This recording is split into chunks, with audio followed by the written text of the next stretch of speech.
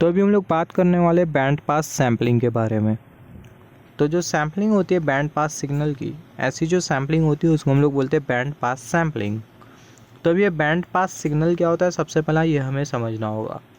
जैसे कि हमने डिस्कस किया था लो पास सिग्नल के बारे में। लो पास सिग्नल ऐसे सिग्नल होते हैं जिसमें जो सेंटर फ्रिक्वेंसी होती है वो ज़ीरो होती है। तो यहाँ पर हमने कंसिडर किया है signal x of T signal. यहाँ पर हमने कंसिडर किया है ये जो सिग्नल है बहुत अच्छे के क्लियर है, इसके बारे में हमने डिस्कस किया। ये है ट्रायंगुलर पल्स। यहाँ पर जो फ्रीक्वेंसी है वो है -ω, यहाँ पर जो फ्रीक्वेंसी है वो है +ω। सेंटर में जो फ्रीक्वेंसी होती है वो ज़ीरो होती है, या फिर हम लोग बोल सकते हैं जो ओरिजिन होता है वो हमें इंडिकेट करता है ज़ीरो फ्रीक्वेंसी कॉम्पोनेंट। सिग्नल जिसमें ओरिजिन हमें इंडिकेट करे ज़ीरो फ्रीक्वेंसी कॉम्पोनेंट या फिर सेंटर फ्रीक्वेंसी अगर ज़ीरो हो, तो ऐसे जो सिग्नल होते हैं उसको हम लोग बोलते हैं लो पास सिग्नल। यहाँ पर अगर हम लोग देखें ओरिजिन के राइट हैंड साइड में प्रोपगेट करते जाए तो जो फ्रीक्वेंसी होगी वो इंक्रीज़ करते जाएंगी, और ओरिजिन के लेफ्ट हैंड साइड में प्रोपगेट करते जाए तो जो फ्रीक्वेंसी होगी वो नेगेटिव में इंक्रीज़ करेगी। यहाँ पर जो फ्रीक्वेंसी है वो है -ω, यहाँ पर जो फ्रीक्वेंसी है वो है +ω। तो जो सेंटर फ्रीक्वेंसी है वो है ज़ीरो। ऐसे जो सिग्नल होते हैं उसको हम लोग बोलते हैं low pass signal. Similarly band pass signal का मतलब क्या होता है? बैंड पास सिग्नल ऐसे सिग्नल होते हैं जिसमें जो सेंटर फ्रीक्वेंसी होती है वो नॉन ज़ीरो होती है। यहाँ पर बहुत अच्छे की क्लियर है कि जो सेंटर फ्रीक्वेंसी है वो नॉन ज़ीरो है।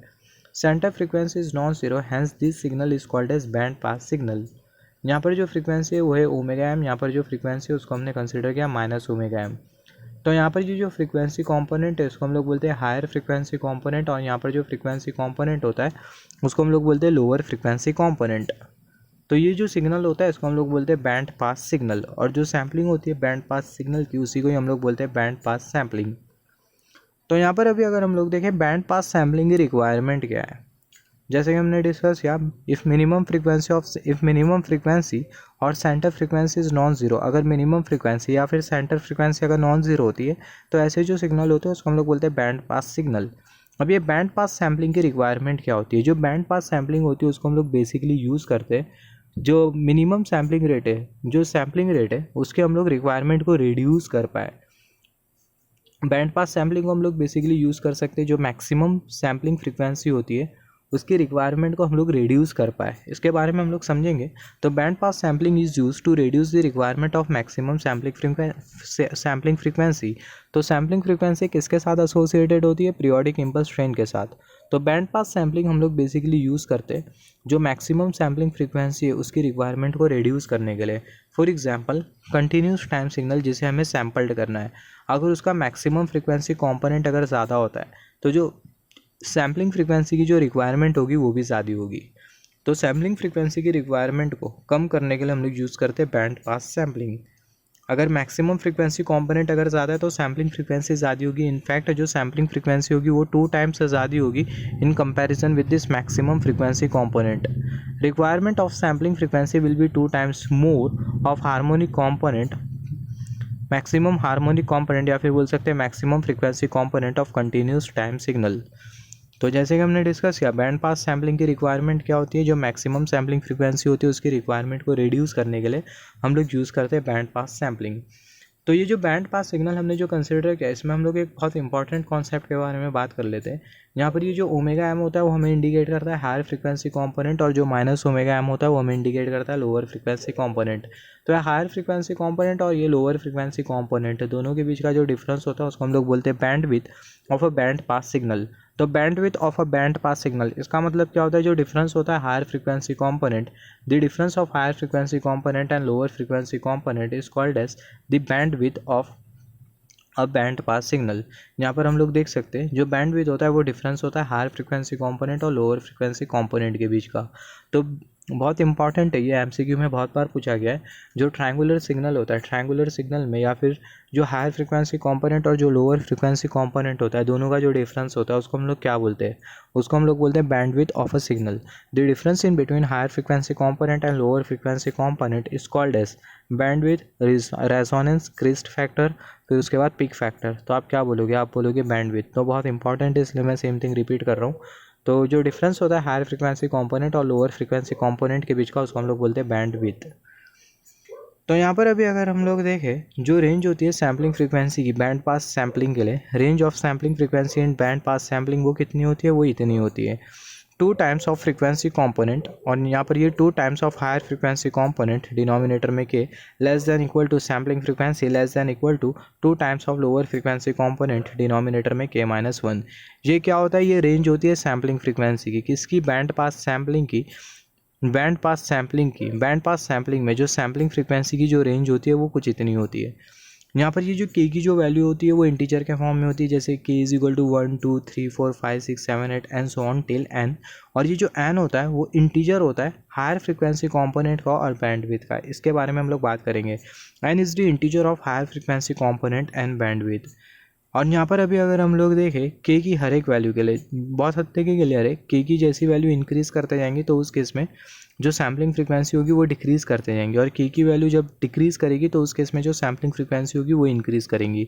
तो के की हर एक वैल्यू के लिए हमें जो सैम्पलिंग रेट जो मिलेगा, के की हर एक वैल्यू के लिए 1 2 3 4 5 एंड सो ऑन, के की हर एक वैल्यू के लिए हमें जो सैम्पलिंग रेट जो मिलेगा उसको हम लोग बोलते हैं नाइक्विस्ट सैम्पलिंग रेट, जिसको हम लोग शो करते हैं 2FM से।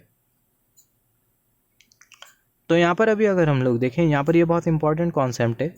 अगर लोअर फ्रीक्वेंसी कंपोनेंट और हायर फ्रीक्वेंसी कंपोनेंट अगर इंटीजर मल्टीपल होता है टू टाइम्स ऑफ बैंडविड्थ का, लोअर फ्रीक्वेंसी कंपोनेंट और हायर फ्रीक्वेंसी कंपोनेंट अगर इंटीजर मल्टीपल होता है, पी हमें क्या इंडिकेट कर रहा है, इंटीजर मल्टीपल होता है टू टाइम्स ऑफ बैंडविड्थ का, lower frequency component higher frequency component अगर ये बैंडविड्थ का इंटीजर के मल्टीपल के फॉर्म में होता है, तो उस केस में सैम्पलिंग फ्रीक्वेंसी फाइंड आउट करने के लिए, एफ को फाइंड आउट करने के लिए सिंपली हम लोग यूज़ करेंगे ये वाला relation, F S is equal to 2 times F H minus F L. F H minus F L ये हमें क्या इंडिकेट कर रहा है, बैंड विड्थ। या फिर हम लोग बोल सकते हैं जब लोअर फ्रीक्वेंसी कंपोनेंट और हायर फ्रीक्वेंसी कंपोनेंट इंटीजर के मल्टीपल में होगी to times of band width के, तो उस केस में जो सैम्पलिंग फ्रीक्वेंसी होगी वो बराबर में होगी to times of band width के। तो इसके ऊपर भी हम लोग कुछ एग्जाम्पल कंसिडर करेंगे। तो यहाँ पर अभी अगर हम लोग देखें, जैसे कि हमने डिस्कस किया था, यहाँ पर जब के की वैल्यू को हम लोग डिक्रीज़ करते हैं तो उस केस में जो सैम्पलिंग फ्रीक्वेंसी होती है वो इंक्रीज़ करती है। तो इसी के ऊपर हम लोग कुछ एग्जांपल कंसीडर कर लेते हैं। और जैसे कि हमने डिस्कस किया था, ये जो एन होता है वो इंटीजर होता है हायर फ्रीक्वेंसी कॉम्पोनेंट और difference in bandwidth, I mean higher frequency component और बैंडविड्थ का। जो एन होता है वो इंटीजर होता है हायर फ्रीक्वेंसी कॉम्पोनेंट का और बैंडविड्थ का। तो यहाँ पर अभी अगर हम लोग देखें, उसी के ऊपर हमने एक एग्जाम्पल कंसिडर किया है। यहाँ पर हमने कंसीडर किया ये सिग्नल बहुत हद तक क्लियर है कि जो हायर फ्रीक्वेंसी कंपोनेंट है वो है 6 किलो हर्ट्ज़ और जो लोअर फ्रीक्वेंसी कंपोनेंट है वो कितना है, वो है 4 किलो हर्ट्ज़। तो हमें जो बैंडविड्थ जो मिलेंगी वो मिलेंगी 2 किलो हर्ट्ज़, क्योंकि जो बैंडविड्थ होती है वो डिफरेंस होती है 6 kilo hertz higher frequency component का और लोअर फ्रीक्वेंसी कंपोनेंट का। हायर फ्रीक्वेंसी कंपोनेंट है 6 kilo hertz minus and lower frequency component है 4 kilo hertz. 6 kilo hertz minus 4 kilo hertz हमें कितना मिल जाएगा, हमें मिल जाएगा 2 किलो हर्ट्ज़। तो जो बैंडविड्थ हमें जो मिल रही है वो मिल रही है 2 किलो हर्ट्ज़। तो जो एन होता है वो इंटीजर होता है हायर फ्रीक्वेंसी कंपोनेंट का और किसका, बैंडविड्थ का। तो हायर फ्रीक्वेंसी कंपोनेंट कितना है, 6 किलो हर्ट्ज़ और यहाँ पर हमने कंसीडर किया बैंडविड्थ। तो हमें जो एन की जो वैल्यू मिलेंगी वो कितनी मिलेंगी, हमें मिलेंगी 3। तो कुछ इस तरीके से ये जो एन होगा उसके लिए हम लोग आउटकम फाइंड आउट करेंगे। ऐसा हमें क्वेश्चन पूछा जा सकता है, हमें क्वेश्चन दे दिया जाएगा, हमें सिग्नल दे दिया जाएगा और हमें बोल दिया जाएगा find the value of N. तो एन की वैल्यू को फाइंड आउट करने के लिए हम लोग ये वाला पूरा प्रोसीजर फॉलो करेंगे। तो जो एन की जो वैल्यू है वो हमें 3 दी गई है।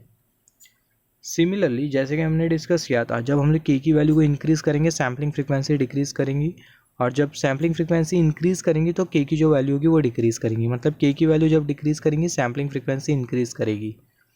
तो उसी के बारे में हम लोग बात कर लेते हैं। मान लेते हैं एट के इज़ इक्वल टू 1, के इज़ इक्वल टू 1 पर हम लोग देखेंगे सैम्पलिंग फ्रीक्वेंसी कितनी होगी।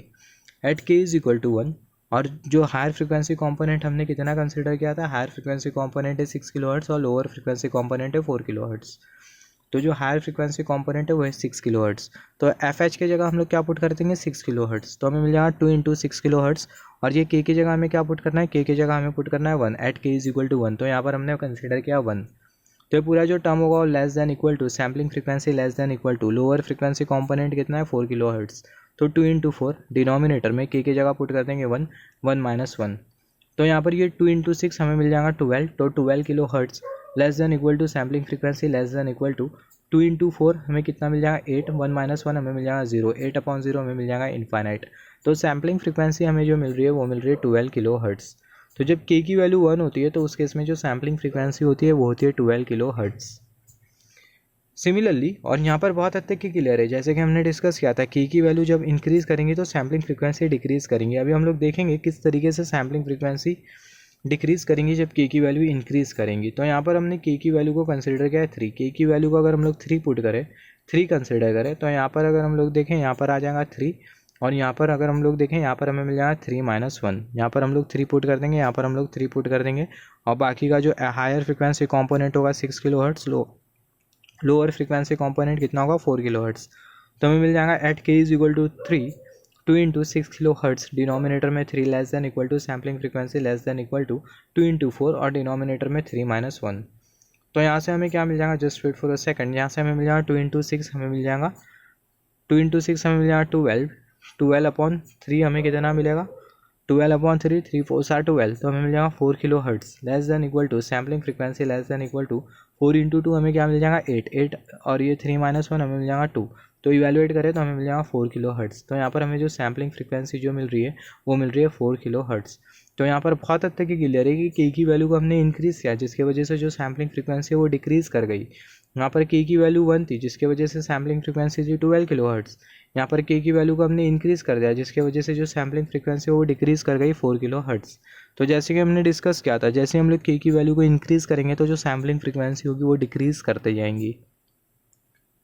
मान लेते ये जो सैम्पलिंग फ्रिक्वेंसी हमने जो कंसिडर किया इसको मान लेते ये है मिनिमम सैम्पलिंग फ्रिक्वेंसी।